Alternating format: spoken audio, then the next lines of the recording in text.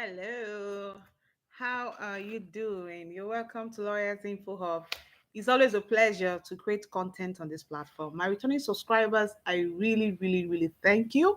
For those who are watching me for the first time, I'm glad to be your host on this platform. This is Lawyers Infohub is a platform where we talk about legal concepts, legal tips. We talk about ways to excel as a lawyer, as a law student. We teach law in the most simplified way for ease of understanding. So today we're looking at breach of promise of marriage. Yes. You see,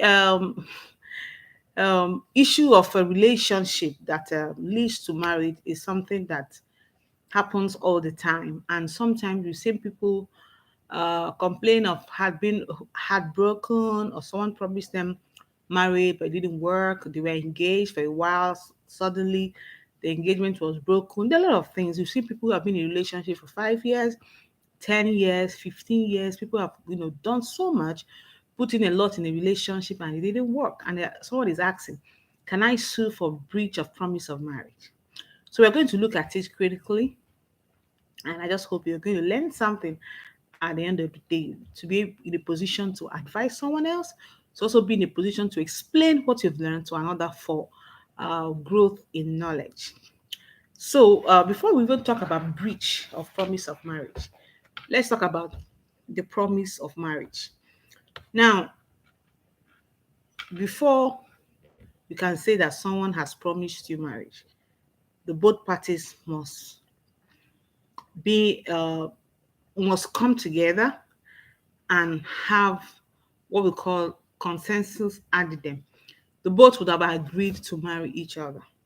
They both would have agreed, like, I'm okay for you, you're okay for me, I think we can marry, I would want to marry you. This relationship is geared towards the marriage. There must be that consensus added in before you can say that there's a marriage promise. Just like in a law of contract, there must be consensus added in. Both parties must come to terms of what they want to do or what they want to achieve. So these two young people will come together and say, okay, we want to marry each other, but let's date or let us court in view of marriage. You see, so there must be meeting of minds between the parties that should have they would have reached an undisputable, yes, understanding to marry each other. So the evidence of this agreement to marry each other, you know, is the exchange of promises. Now, they are in a relationship. It's obvious. Everybody knows that these two are going together.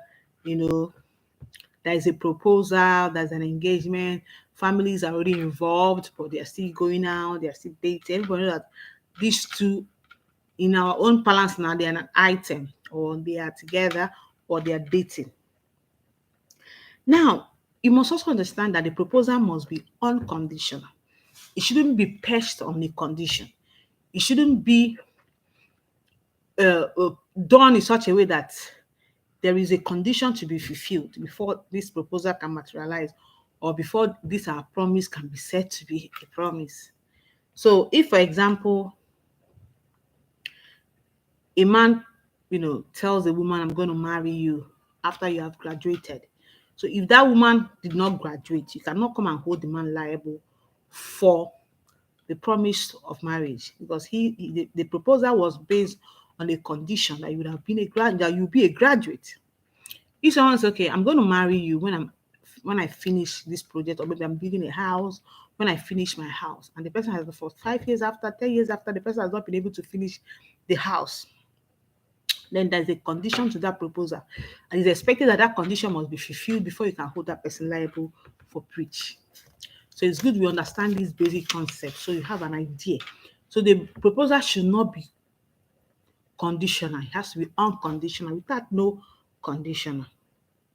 So when a proposal is conditional, the condition must be fulfilled before the acceptance becomes effective. Very key.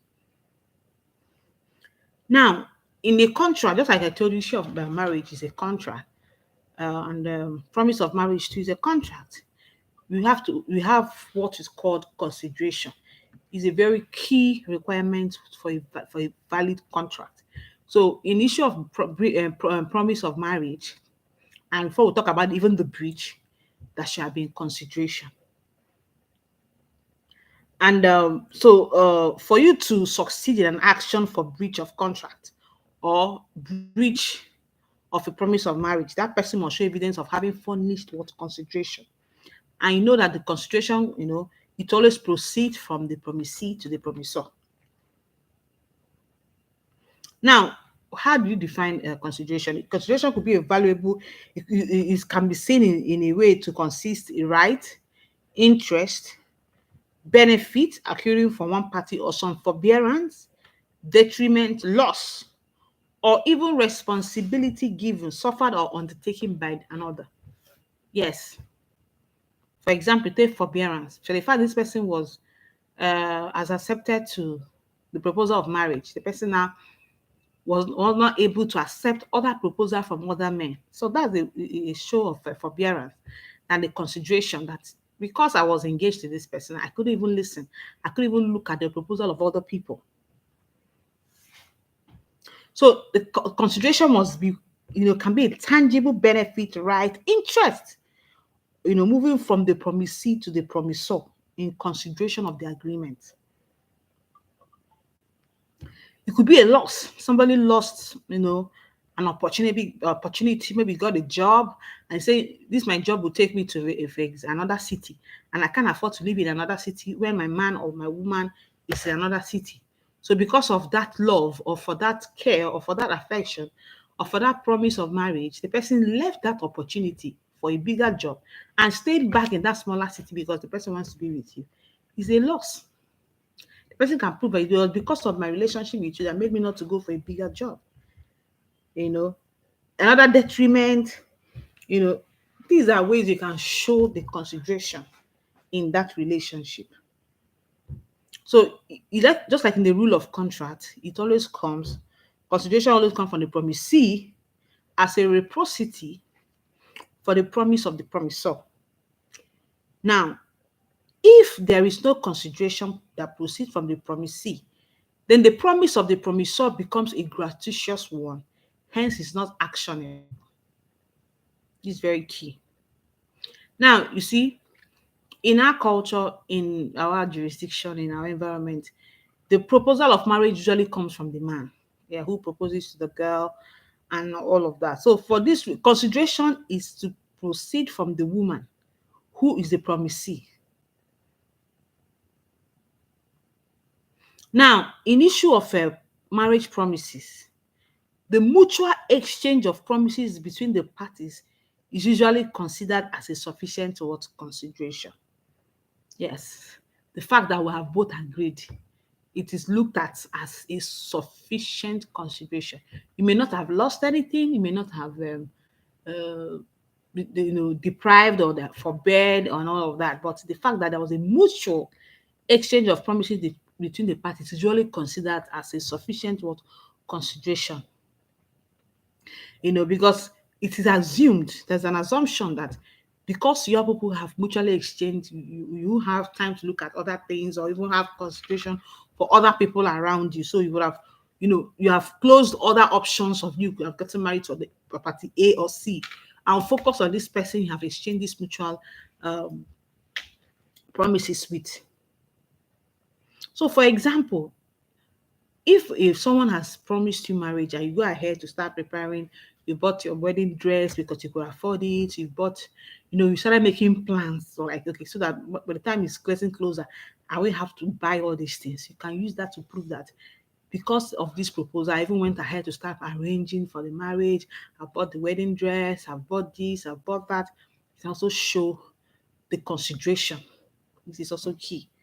Yes. Just like I earlier mentioned, if a lady, for example, because is with you, did not allow other men come to her, did not even date another person, it can also show good consideration. But where these instances does not happen, and then the fact that was mutual exchange of promise of marriage, that is enough consideration. Yes, that is enough consideration. Because someone might say, well, I didn't lose anything, or I didn't even know that I lost something. So how do I prove consideration? It's also very important to know that for marriage promise to be valid, then the performance of that promise must be possible. Where it is impossible for the performance of the promise of marriage, you cannot, you cannot hold that person, the other party, liable for the breach if in actual sense there was no way he or she could have what fulfilled or made the performance of that promise possible. Now, it's also very important to note that the person who is making this promise of marriage must be competent in law to perform the promise. This is another very important thing. Now, there are classification of people who cannot make a valid marriage promise. So when you want to sue for breach of promise of marriage, you also have to consider the person that even made this promise. Is he capable? Is he a competent party? Is he a competent person in law to make such promise? Now, if someone is already married, is he in a position to give you another promise of marriage?